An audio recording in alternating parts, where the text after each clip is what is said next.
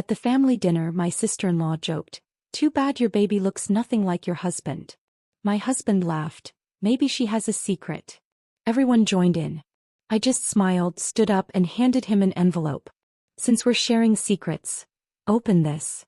The laughter stopped. His face turned white. "Too bad your baby looks nothing like your husband." Daisy's words sliced through the warm evening air like a blade through silk. The dining room, moments before filled with the comfortable chatter of family dinner, suddenly felt arctic. Every conversation stopped. Every fork paused midair. Even the grandfather clock in the hallway seemed to hold its breath. I had spent 7 days preparing for this dinner. 7 days of scrubbing, cooking, arranging, and rearranging everything to perfection. The pot roast had been slow cooking for 8 hours, seasoned with herbs from my own garden. Our best china, the Waterford set we'd received as a wedding gift, gleamed under the chandelier.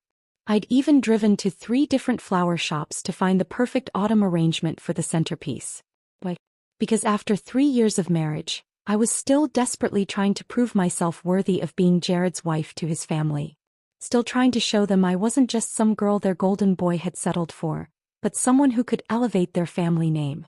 The irony wasn't lost on me now, sitting there with Daisy's cruel words echoing in my ears. She sat across from me, her perfectly manicured fingers wrapped around her wine glass, that smirk playing on her lips like she'd just delivered the punchline to the world's funniest joke. Daisy had always been jealous of me, I knew that.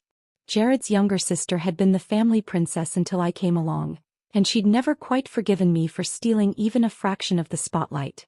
But this was different. This wasn't just sisterly competition.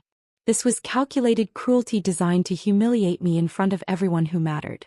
I turned to Jared, my heart hammering against my ribs, expecting, no needing, him to defend me. To defend us. To stand up and tell his sister that her comment was completely inappropriate and hurtful. That George was beautiful and perfect and absolutely, undeniably his son. Instead, my husband, the man who had promised to honor and protect me, let out that nervous laugh. That awful, weak chuckle he always made when he wanted to fit in with his family instead of standing up for what was right. "Maybe Olivia has a secret," he said, and I felt something inside me shatter like crystal hitting concrete. The betrayal was instant and complete. Not because of what he said, but because of what he didn't say. He didn't defend me. He didn't defend our son. He threw me to the wolves to earn a few cheap laughs from people who would never truly accept me anyway. The laughter that followed was like acid in my veins. His mother, Patricia, who had insisted I call her mom but always said it with a slight hesitation, actually giggled behind her napkin. His father, usually so stern and proper, was chuckling into his whiskey. Even his cousin Rebecca, who I'd thought liked me, covered her mouth with her hand, her eyes sparkling with the kind of malicious delight that comes from witnessing someone else's downfall. But it was Maria's reaction that hurt almost as much as Jared's betrayal. Our housekeeper, who had been with us since George was born, who had seen me cry from exhaustion during those first sleepless months, who knew how much I loved my son. Even she froze in the doorway with the dessert plates, her kind eyes wide with shock and something that looked dangerously close to pity. I could hear George's soft breathing through the baby monitor on the side table. My beautiful, innocent 10-month-old son was sleeping peacefully upstairs while the adults he should be able to trust were destroying his mother's reputation downstairs. He had no idea that his legitimacy was being questioned, that his very existence was being treated like a punchline. The worst part, the part that made my stomach churn with a mixture of rage and heartbreak, was that this wasn't the first time Jared had questioned George's parentage. From the moment our son had been placed in my arms at the hospital, Jared had been planting seeds of doubt like a farmer preparing a toxic harvest. "His nose looks too sharp for our family," he'd whispered one evening when he thought I was asleep, studying our newborn son's face like he was searching for evidence of my infidelity. "Are you sure about the timing?" he'd asked me just last month, pretending it was casual conversation while we watched George play with his blocks. But I'd caught the calculation in his eyes, the way he was mentally counting backwards from George's birth date. I'd seen him staring at our son during bath time, during feeding time, during those precious quiet moments when George would babble and reach for his father's face. Instead of love and wonder in Jared's expression, I'd seen confusion, suspicion, and something that looked disturbingly like disappointment. Each incident had been small enough to dismiss, private enough to pretend it hadn't happened. I told myself he was just adjusting to fatherhood, that new dads sometimes felt disconnected from their babies. I'd made excuses for him the way wives do when they're not ready to face the truth about their marriages. But this dinner, this public humiliation in front of people whose approval I'd been desperately seeking for years, was the line I couldn't pretend he hadn't crossed. I looked around the table, taking in each face. Patricia was still smiling that cold, satisfied smile she got when she felt superior to someone. Robert was reaching for the wine bottle, completely comfortable with what had just transpired. Rebecca was whispering something to her husband, probably already planning how she'd share this gossip with the rest of the extended family. And Jared, my husband, my partner, the father of my child, was avoiding my eyes entirely, suddenly fascinated by the pattern on his dinner plate. The silence stretched between us like a chasm. They were all waiting for my reaction, probably expecting tears or protestations or maybe even a dramatic exit. They wanted a scene. They wanted me to break down so they could comfort each other about poor Jared being married to such an unstable woman. Instead, something crystallized inside me. A clarity I hadn't felt in months, maybe years. I wasn't going to give them the satisfaction of seeing me crumble. I wasn't going to beg for their approval or defend myself against accusations that any decent person would know were baseless. I was going to do something better. I stood up slowly, my movements deliberate and controlled. My chair scraped softly against the hardwood floor, a sound that seemed unnaturally loud in the sudden quiet. Every eye in the room followed me as I smoothed my dress and walked toward the bedroom with the kind of calm that comes from finally knowing exactly what needs to be done. Behind me, I could hear confused murmurs starting up again, probably wondering if I was going to pack a bag or call my mother or lock myself in the bathroom to cry. They had no idea that I was walking toward something that would change all of our lives forever. In my jewelry box, underneath the pearls Jared had given me for our anniversary, lay a plain white envelope. I'd been carrying this secret for months, waiting for the right moment to reveal it. Tonight, surrounded by people who thought they knew better than I did about my own life and my own child, was exactly the right moment. When I returned to that dining room, envelope in hand, I would show them all exactly what happens when you underestimate a woman who has finally had enough. My fingers traced the edge of the envelope as I pulled it from beneath my pearl necklace. The paper felt heavier than it should have, weighted with 3 months of secrets and the power to obliterate everything Jared and his family thought they knew about me. It had been a Tuesday morning in July when I'd finally reached my breaking point. George had been napping and I'd found Jared in the kitchen, scrolling through his phone with that distant expression he'd been wearing more and more lately. When I'd suggested we take a family photo for George's baby book, he'd actually flinched. Maybe when he's older, he'd mumbled, not even looking up from his screen. When his features are more defined. As if our son was some incomplete sketch rather than a perfect, beautiful child who deserved his father's unconditional love. That afternoon, after Jared left for work, I'd sat on our bedroom floor with my laptop, researching DNA testing facilities. Not the at-home kits that everyone advertised on television. Those felt too casual, too unreliable for something this important. I needed clinical accuracy, professional documentation, irrefutable proof. The drive to Riverside Genetics took exactly 43 minutes. I'd chosen them specifically because they were far enough from our neighborhood that I wouldn't risk running into anyone we knew. The building was sterile and anonymous, tucked between a dental office and a tax preparation service in a strip mall that could have been anywhere in America.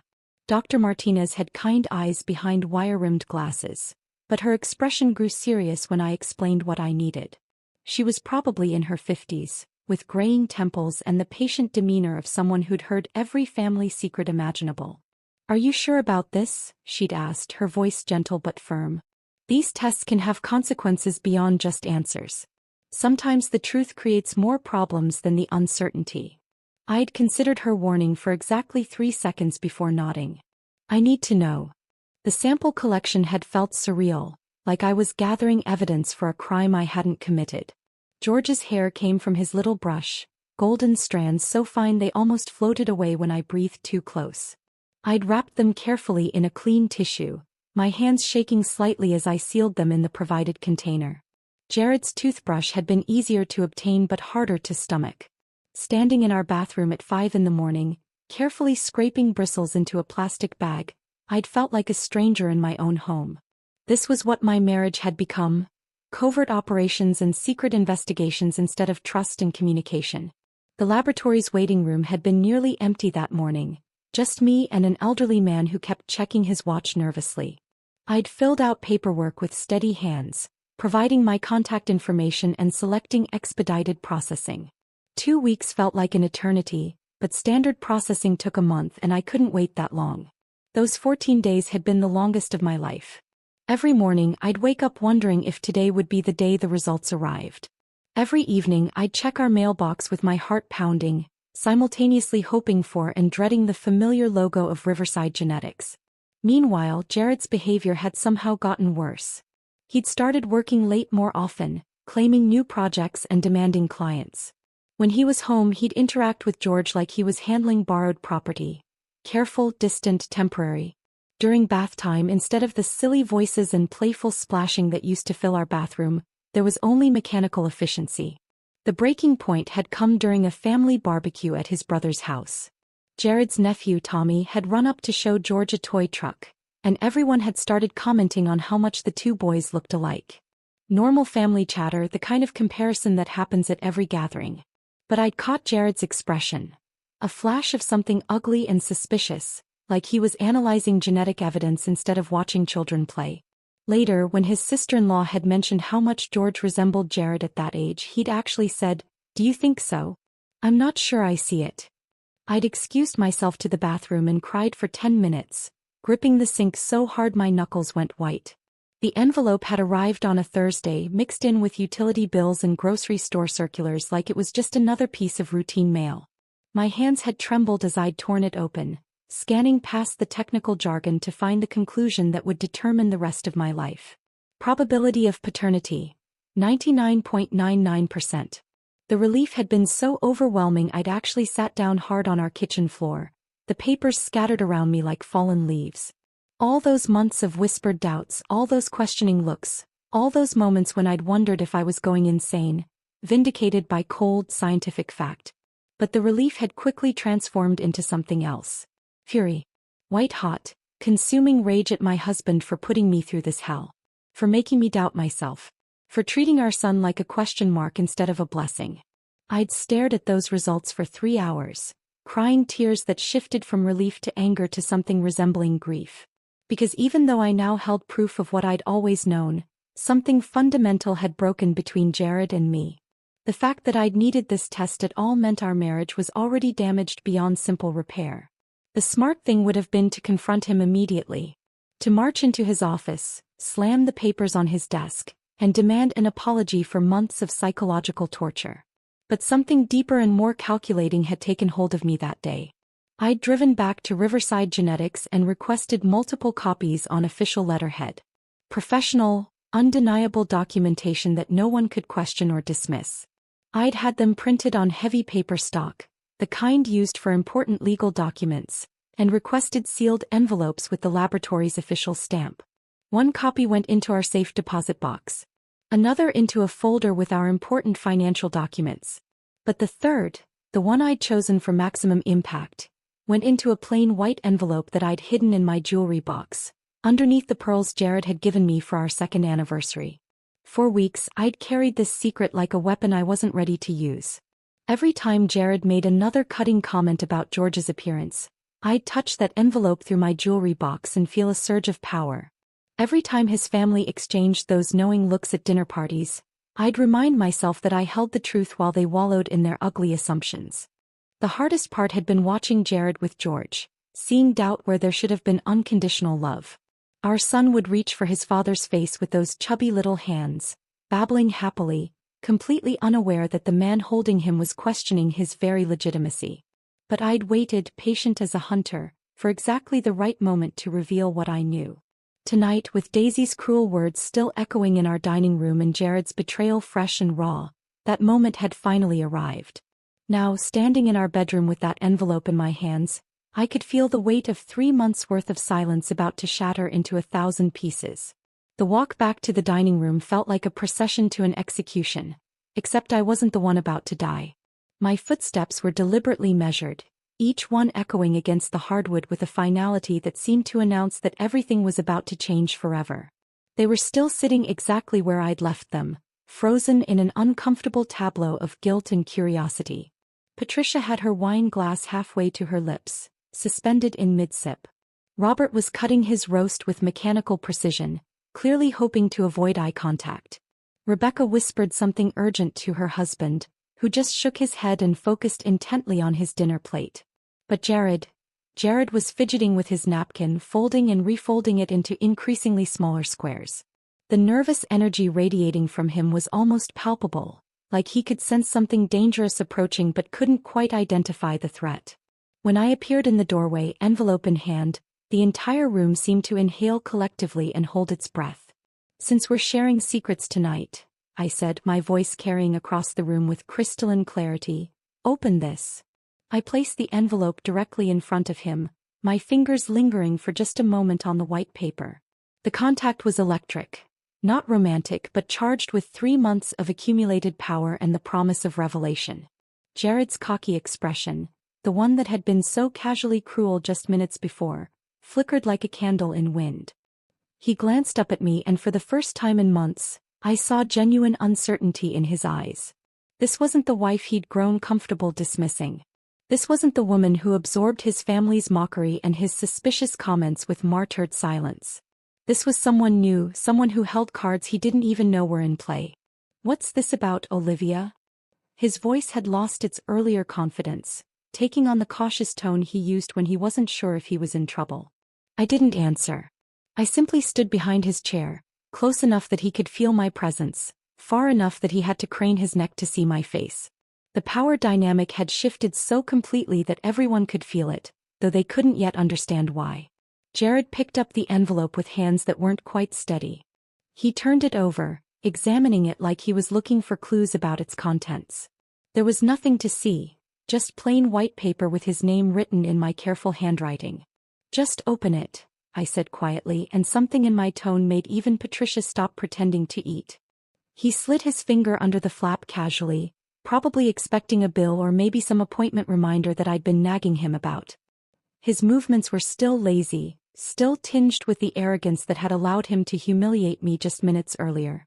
But the exact instant, his eyes found the letterhead at the top of the page, everything changed. "DNA Paternity Testing Laboratory" was printed in bold, professional letters across the top of the document.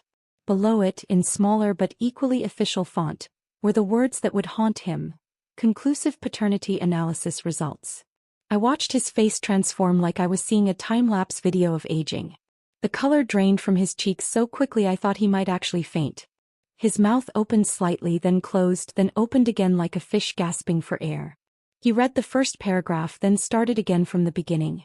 His eyes moved frantically across the page, searching for some mistake, some loophole, some way for this document to say anything other than what it clearly stated. His fingers began to tremble. Actually tremble like he was suffering from some sudden illness. The paper rustled as his hands shook, and that small sound seemed unnaturally loud in the absolute silence that had fallen over the room. 20 years of swagger, of easy confidence, of casual cruelty, all of it crumbled in the space between one heartbeat and the next. This was the man who'd questioned his own son's legitimacy for months, who'd made me feel like a liar in my own home, who'd just thrown me under the bus for a few cheap laughs. Now he couldn't even form words. The silence stretched like taffy, becoming thicker and more suffocating with each passing second. I could hear George's soft breathing through the baby monitor, peaceful and innocent upstairs while his father's world collapsed downstairs. The grandfather clocks ticking suddenly seemed thunderous. Even Maria had stopped moving in the kitchen, probably sensing the tension from 3 rooms away. "What is it, Jared?" Daisy's voice cut through the quiet like a knife. She was leaning forward now, her earlier smugness replaced by vulture-like curiosity. She reached across the table with greedy fingers, trying to snatch the paper from her brother's paralyzed grip. I moved faster than I'd thought possible, stepping forward and placing my hand firmly over the document before she could touch it. My palm covered the results completely, but I could feel the weight of truth beneath my fingers. "Let your son explain what he's been accusing me of for months," I said, my voice carrying a deadly calm that made Patricia actually gasp. The words hung in the air like a curse. Everyone understood now that this wasn't just about whatever was on that paper. This was about months of hidden accusations, private suspicions, and the systematic destruction of trust in our marriage. Jared tried to speak, but only managed a strangled sound that might have been the beginning of my name. His Adam's apple bobbed as he swallowed hard, then tried again. Olivia, this isn't. He stopped, apparently realizing that every possible explanation would only make things worse. I waited. Let him struggle. Let them all watch him try to find words that didn't exist for what he'd done. Rebecca cleared her throat nervously. Maybe we should. No. I didn't raise my voice, but the single word carried enough authority to silence her immediately. We shouldn't do anything. Jared should explain to everyone why he felt the need to have his son's paternity tested in secret. Except he didn't do it in secret, did he? He just made accusations. He just planted doubts. He just made me feel like a criminal in my own home. Robert set down his fork with deliberate care, the sound of metal against china sharp and final. Jared, what is she talking about? But Jared couldn't answer. The man who had been so quick with cruel jokes and suspicious comments was now mute, staring at the proof of his own shameful behavior while his family watched him crumble. I removed my hand from the paper, letting them all see the official letterhead, letting the weight of professional documentation speak for itself. Then I walked to George's high chair, where my beautiful son was playing with his food, completely oblivious to the adult drama unfolding around him. I lifted him gently, kissing his forehead as he babbled happily and reached for my earrings with those perfect little fingers. He smelled like baby shampoo and innocence, like everything pure and good in a world that adults had made ugly with their suspicions and cruelty. When I turned back to face the table, George content in my arms, my silence was more devastating than any accusation I could have made. Because sometimes the truth doesn't need words. It just needs space to breathe. The silence shattered like glass when Jared finally found his voice, though what emerged was hardly recognizable as the confident man who'd been cracking jokes minutes earlier. Olivia, honey, it was just. He stumbled over words like a drunk trying to navigate stairs, his face cycling through expressions of panic, shame, and desperate calculation. You have to understand, it was just family banter. We were all just joking around. I bounced George gently in my arms, feeling his warm weight against my chest like armor. My son gurgled happily, reaching for the chandelier's light with chubby fingers, blissfully unaware that his legitimacy had just been proven beyond any shadow of doubt. Jokes, I repeated, tasting the word like something bitter. Is that what we're calling months of questioning your son's paternity? Jokes. The temperature in the room seemed to drop another 10 degrees.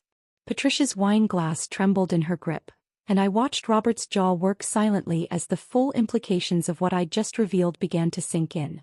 Jared's hands were still shaking as he set the DNA results on the table, but he couldn't seem to stop looking at them, as if staring might somehow change what they said. You don't understand the pressure I've been under. People talk, they comment on how different he looks, and I just... What people? I cut him off, my voice sharp enough to slice steel. Your sister? Your family? The same people who just spent the evening making me feel like an outsider in my own life. Daisy, who had been uncharacteristically quiet since her failed grab for the papers, suddenly found her voice again. We were just messing around, Olivia. God, you're being so dramatic about this whole thing. But her bravado was paper-thin now, and everyone could hear it. The woman who'd delivered that cruel opening line with such poisonous confidence now sounded like she was trying to convince herself as much as everyone else. Messing around, I said, and my laugh was completely devoid of humor.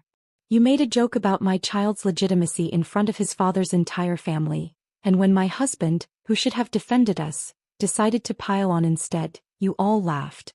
That's your idea of messing around. George chose that moment to let out a delighted squeal, clapping his hands together as if applauding the performance. The sound was so innocent, so purely joyful, that it made the adult's behavior seem even more grotesque by comparison. My calmness was clearly unnerving them more than any screaming fit would have. I could see it in their faces, the way they kept glancing at each other, waiting for me to break down, to give them the emotional explosion that would let them dismiss me as unstable or overreacting. Instead, I just stood there holding my son, letting the truth do all the heavy lifting. It was Robert who broke first. Jared's father, a man who'd built a successful construction business through sheer stubborn pride and who I'd never once heard admit he was wrong about anything, looked directly at me with something that might have been respect. I owe you an apology, Olivia. His voice was gruff but sincere. What happened here tonight was completely inappropriate. You deserved better from all of us, especially from my son. The words hit the room like a thunderclap. Patricia's hand flew to her throat and I saw tears actually forming in her eyes. Genuine tears, not the crocodile variety she'd deployed at various family gatherings when she wanted sympathy. "Oh, sweetheart," she whispered, reaching across the table toward me with trembling fingers. "I'm so sorry. We never should have. Jared never told us he was having these doubts, and we certainly never should have participated in that awful joke." Even Rebecca, who'd been whispering and giggling behind her hand just minutes earlier, looked mortified. She kept glancing between her dinner plate and my face, clearly wishing she could disappear entirely. "I think I should probably call an Uber," she mumbled to her husband, who nodded eagerly. But it was Daisy's reaction that surprised me most. The woman who'd started this whole mess, who'd delivered that opening blow with such calculated cruelty, was now staring at me with something that looked almost like fear. "You planned this," she said suddenly, her voice high and accusing. "You knew exactly what you were doing when you brought that envelope down here." I shifted George to my other hip and smiled, really smiled, for the first time all evening. "You're absolutely right. I did plan this. Just like you planned that little comment about George not looking like his father. The difference is my plan was based on truth." Daisy's face flushed red, then pale, then red again. She pushed back from the table so violently that her chair scraped against the floor with a sound like fingernails on a chalkboard. "This is ridiculous. I'm not sitting here and listening to this anymore." She grabbed her purse from the side table, but I caught the flash of embarrassment in her eyes before she could hide it behind righteous indignation. "No one's forcing you to stay," I said mildly. "But before you go, maybe you should think about why you felt the need to make that comment in the first place. Was it really about George's appearance, or was it about something else entirely?" She froze halfway to the door, and for a moment I thought she might actually engage with the question. But Daisy had never been one for self-reflection. "You're impossible," she spat and stormed out, her heels clicking angrily against the hardwood until the front door slammed behind her. The silence that followed her exit was different from the earlier tension. Heavier somehow, weighted with the reality of what had just transpired. Jared cleared his throat nervously. "Maybe we should talk privately about this, Olivia. Work through." "No." The word came out harder than I'd intended, but I didn't soften it. "Secrets deserve an audience, Jared. Just like your joke did." He flinched as if I'd slapped him, which in a way I supposed I had. "You wanted to air your doubts about our son's paternity in front of your family," I continued, my voice steady as stone. "You wanted to make me the punchline of your cruel little joke in front of people whose respect I've been trying to earn for 3 years. So now we handle the consequences the same way, publicly." The power dynamic in that room had shifted so completely that I could practically feel it in the air. These people who had been laughing at me, dismissing me, treating me like some kind of outsider or fraud, they were now watching me with something that looked remarkably like respect. And for the first time since I'd married into this family, I genuinely liked what they saw when they looked at me. The rest of the evening passed in a surreal haze of forced normalcy. Robert and Patricia made awkward small talk about the weather while Rebecca and her husband escaped as soon as politely possible, mumbling excuses about early morning commitments. Maria cleared the barely touched dinner plates with the kind of careful silence that spoke volumes about what she'd witnessed. But it was later that night, after the last guest had left and George was finally asleep in his crib, that the real reckoning began. I stood in our bedroom staring at the suitcase I'd pulled from the closet. It wasn't a large bag, just the navy blue overnight case I'd bought for weekend trips before George was born. But something about seeing it open on our bed waiting to be filled felt monumental. Jared appeared in the doorway like a ghost, his face still pale from the evening's revelations. He watched me fold a sweater with methodical precision, each crease sharp and deliberate. "What are you doing?" His voice was barely above a whisper, as if speaking too loudly might shatter whatever fragile peace we'd managed to construct. "Packing." I didn't look up from the dresser drawer, my hands steady as I selected undergarments and nightclothes. "I need some space to think." "You're leaving." The panic in his voice was immediate and raw. "Olivia, please, we can work through this. Tonight was you publicly humiliating the mother of your child," I said, placing a pair of jeans in the suitcase with the same careful precision I'd used for everything else. Tonight was you questioning your son's legitimacy in front of your entire family instead of defending him. Tonight was you choosing their cruel laughter over my dignity. He took a step into the room, his hands outstretched like he was approaching a wounded animal. I know I messed up. I know I hurt you. But leaving isn't going to solve anything.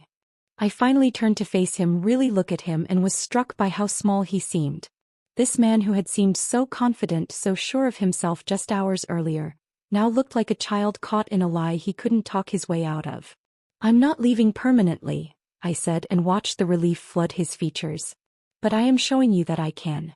The woman you married, the one who would have cried herself to sleep and pretended this never happened, she's gone, Jared. The truth of those words settled between us like a physical presence. Something fundamental had shifted in that dining room, and we both knew there was no going back to who we'd been before. Tell me what you need, he said, and there was a desperation in his voice I'd never heard before. Tell me how to fix this. I closed the suitcase and sat on the edge of our bed, studying his face in the lamplight.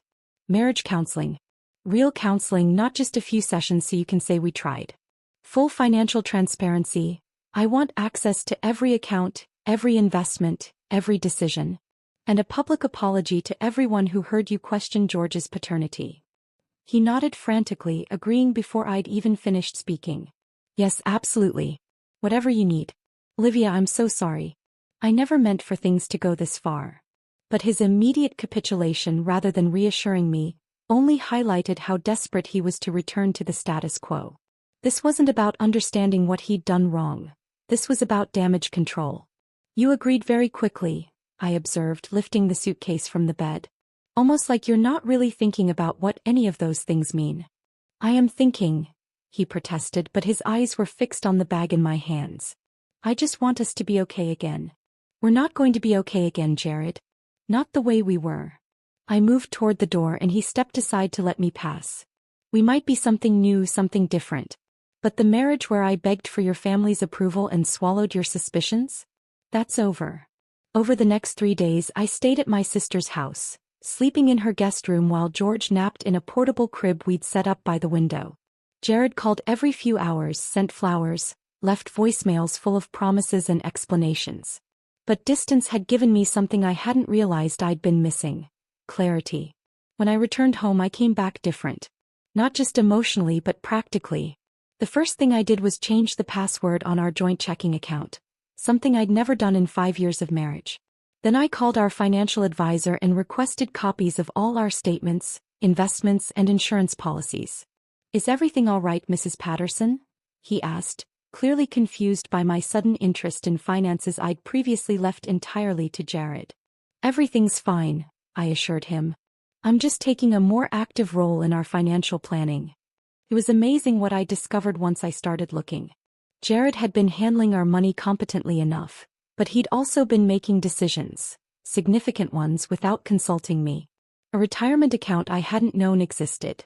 Investment choices that prioritized his business over our family's security. Small things perhaps, but they painted a picture of a man who saw me as a passenger in my own life rather than a partner. I didn't confront him about these discoveries immediately. Instead, I quietly began transferring important documents to a safety deposit box in my name only. Birth certificates, marriage license, insurance policies, anything that might be crucial if our marriage didn't survive what we were going through. The most surprising discovery came when I was organizing our household files. Buried in a folder marked miscellaneous were 3 estimates for paternity testing services, all dated from 2 months after George was born. Jared had been researching DNA tests almost from the beginning, but had never followed through. Until I did it for him. I sat in our home office staring at those crumpled estimates, and felt the last piece of my old self crack and fall away. The woman who had trusted blindly, who had assumed her husband's love meant he believed in her completely, was truly gone. In her place was someone harder, more calculating, but also more honest. If Jared could question something as fundamental as his son's paternity, then I needed to question everything else too. Our finances, our future, our compatibility, nothing could be taken on faith anymore. That evening, when Jared found me reorganizing our important papers, he tried to make light of it.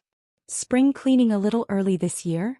I looked up at him, really looked, and saw not my protector or my partner but someone I needed to protect myself from. The realization was both devastating and liberating. Something like that, I said, filing away the bank statements I'd been reviewing. Just making sure I understand our situation completely. For the first time in our marriage, I was preparing for a future that might not include him. And surprisingly, that possibility didn't terrify me the way it once would have. It felt like freedom. 2 months later, George's first birthday party arrived like a test I hadn't studied for.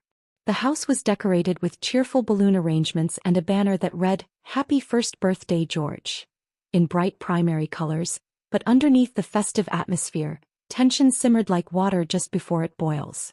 I'd spent weeks planning every detail, not out of perfectionist tendencies this time, but because I needed this day to be about George, not about the family drama that had preceded it. The guest list included our neighbors, my college friends, Jared's co-workers, and extended family members who hadn't been present for that infamous dinner. But they all knew. Word travels fast in families, especially when it involves DNA tests and public humiliation. Patricia arrived early, carrying an enormous wrapped present and wearing the kind of determined smile that suggested she'd practiced it in the mirror. "Olivia, darling, the decorations look wonderful," she said, kissing my cheek with theatrical warmth. Robert followed behind her, shaking Jared's hand with the careful formality of men trying to pretend nothing had changed between them. But I caught the way his eyes lingered on George, as if he was seeing his grandson clearly for the first time. My sister Jenny helped me arrange the food table, whispering updates about who had arrived and who was still expected. "Is she coming?" she asked, not needing to specify who she meant. I shook my head. Daisy sent her regrets. That was putting it diplomatically. What Daisy had actually sent was a brief text 3 days earlier. "Won't be able to make George's party. Hope he has a nice day." No explanation, no attempt at reconciliation, just cold dismissal wrapped in polite language. Honestly, her absence was a relief. The party was complicated enough without having to navigate around the woman who'd started this entire mess. As guests filtered into our backyard, I watched Jared work the crowd with the kind of nervous energy that suggested he'd been building up to something all day. He kept glancing at me, then at his watch, then back at me like he was waiting for some predetermined signal. The moment came after we'd sung, "Happy Birthday," and George had gleefully destroyed his smash cake, getting more frosting on his face than in his mouth. The crowd was laughing and taking pictures when Jared suddenly stood up, clearing his throat with the kind of theatrical gesture that demanded attention. "I'd like to say something," he announced, and conversations gradually died away until all eyes were focused on him. My stomach clenched. We'd discussed this moment during one of our counseling sessions, but experiencing it in real time felt surreal and deeply uncomfortable. "First, thank you all for being here to celebrate our son's first birthday," Jared began, his voice carrying across the yard with surprising steadiness. "George is obviously the star of today's show, and seeing him surrounded by so much love means everything to us." He paused, and I could see his Adam's apple bob as he swallowed hard. This was the moment we'd been building toward, the public accountability I'd demanded as part of our marriage's reconstruction. "But I also need to address something that some of you may have heard about," he continued, and I felt the entire party's energy shift. People stopped chewing, stopped sipping their drinks, stopped pretending they weren't hanging on every word. "A few months ago, I made some comments and had some doubts about George's parentage that were completely unfounded and incredibly hurtful to my wife." His voice cracked slightly on the word unfounded, but he pushed through. "I questioned something that should never have been questioned, and I did it in a way that was disrespectful and cruel." I could see faces in the crowd processing this information. Some with shock, others with the kind of knowing expressions that suggested the gossip mill had already reached them. "Olivia had a paternity test done to prove what she should never have had to prove. That George is my son, 99.99% certain, beyond any shadow of doubt." He looked directly at me then, and I saw genuine remorse in his eyes, not just performance anxiety. "I'm sorry, Olivia.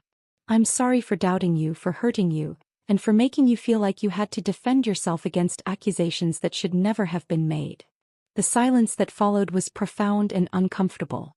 Our neighbor Mrs. Chin looked genuinely shocked. My friend Sarah was staring at Jared like he'd grown a second head. Even George seemed to sense the gravity of the moment, sitting quietly in his high chair with frosting-covered fingers. It should have felt like vindication. Like justice. like the victory I'd been unconsciously seeking since that horrible dinner 2 months ago. Instead, it felt profoundly sad. Sad that we'd reached this point.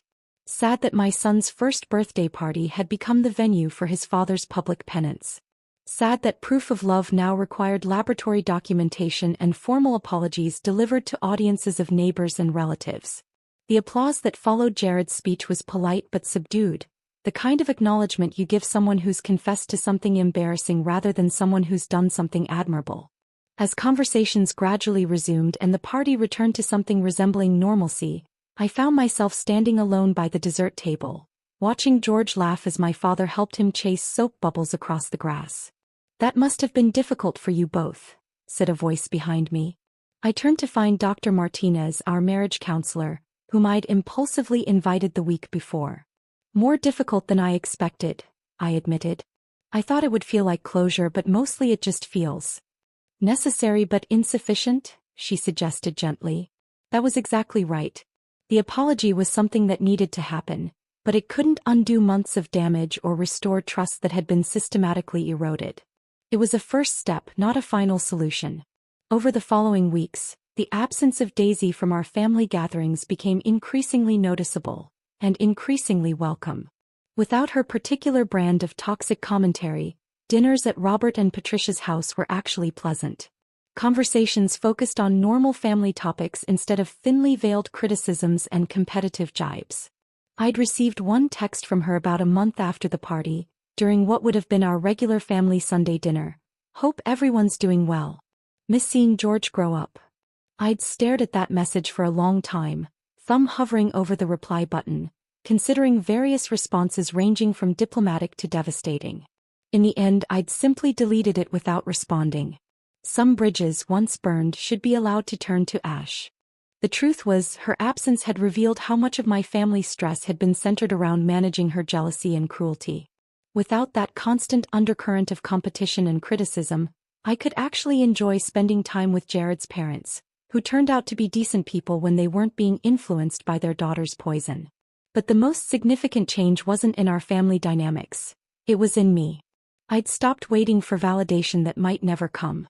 Stopped shrinking myself to fit into spaces that were never designed to accommodate my full presence.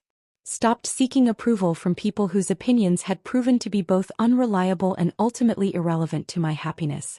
The woman who had desperately wanted Patricia to call her daughter with genuine warmth was gone, replaced by someone who knew that respect mattered more than affection, and that boundaries were more valuable than belonging. George would grow up seeing his mother as someone who fought for herself and for him when it mattered most. He would learn that love without respect was incomplete, and that sometimes the most loving thing you can do is refuse to accept treatment that diminishes your worth. That envelope hadn't just contained DNA results, it had contained my transformation from a woman who begged for acceptance to one who demanded it be earned. If this story of ultimate vindication had you absolutely hooked, hit that like button right now. My favorite part was when Olivia calmly handed Jared that envelope at the dinner table, knowing it would destroy his entire world. What was your favorite moment? Drop it in the comments below. Don't miss more jaw-dropping stories of women who refuse to back down. Subscribe and hit that notification bell so you never miss an upload.